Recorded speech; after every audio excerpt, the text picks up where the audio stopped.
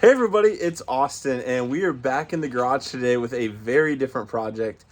I got a new motorcycle, and I'm super excited about it. It is a 2022 CF Moto 650 Adventura, or if you're overseas, well, anywhere other than the United States, I think it's called the 650 MT.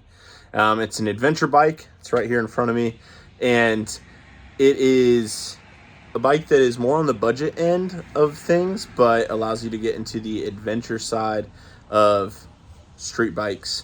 And I'm really excited to have it. But we're here today in the garage because I want to adjust the suspension, which is right here. It is a kind of offset single suspension option here. I forget exactly what it's called.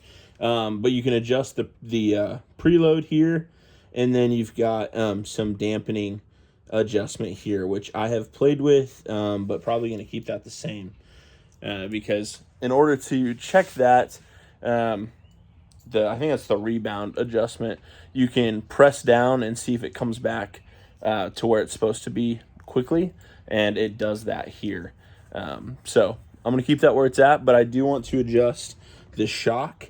You can see here with the collars, this one's loose because I've already adjusted it a little bit. This is the tightening collar. It was up here about a turn and a half higher, and I got these tools from Amazon, and I'll link them below. It is a full kit of spanner wrenches here, and the smallest one works perfectly on here, and you can go ahead and tighten this down. But let me show you guys the panel piece I had to take off to get access to that. I got a little bit ahead of myself here, and then we'll jump into getting it tighter so it supports a big guy like me. But thank you guys for joining along.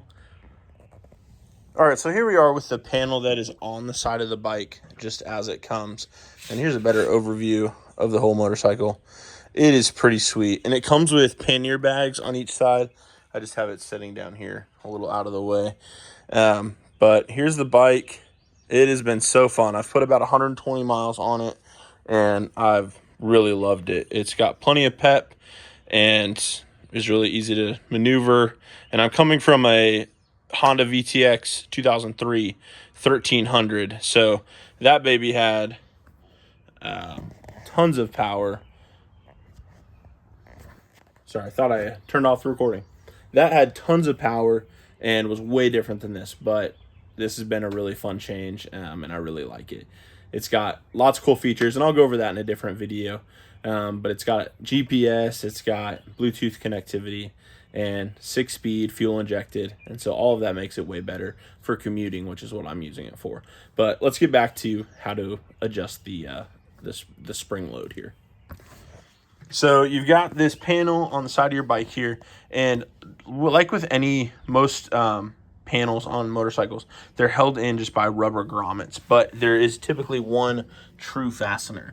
And so this is a Allen key. It's a 5mm Allen key that you just undo, take that off, and then set it out of the way, and then you can just pull.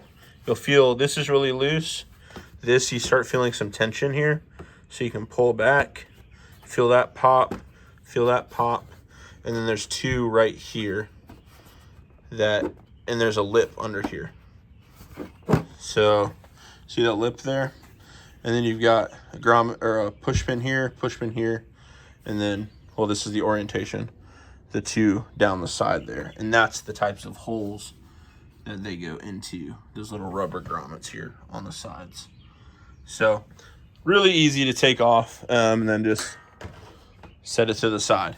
And I did notice it'd probably be advantageous to take this off especially if you were trying to loosen this, because you'd have to come in from the top and do it this way, and you would need this piece out of the way, which you can use your T5 here, and then there's a Phillips here, and I think one more like body panel push pin there that you can then pull this off. But we don't need to do that for this application. So for this application, you just slip under here, And you can mark where you start. Like I said, I've done a turn and a half with these. So you just kind of get under here, feel it lock in, and then push up until you run out of space and go on and lock it again.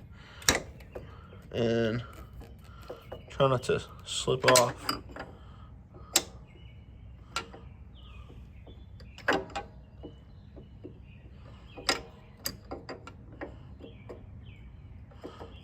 There we go.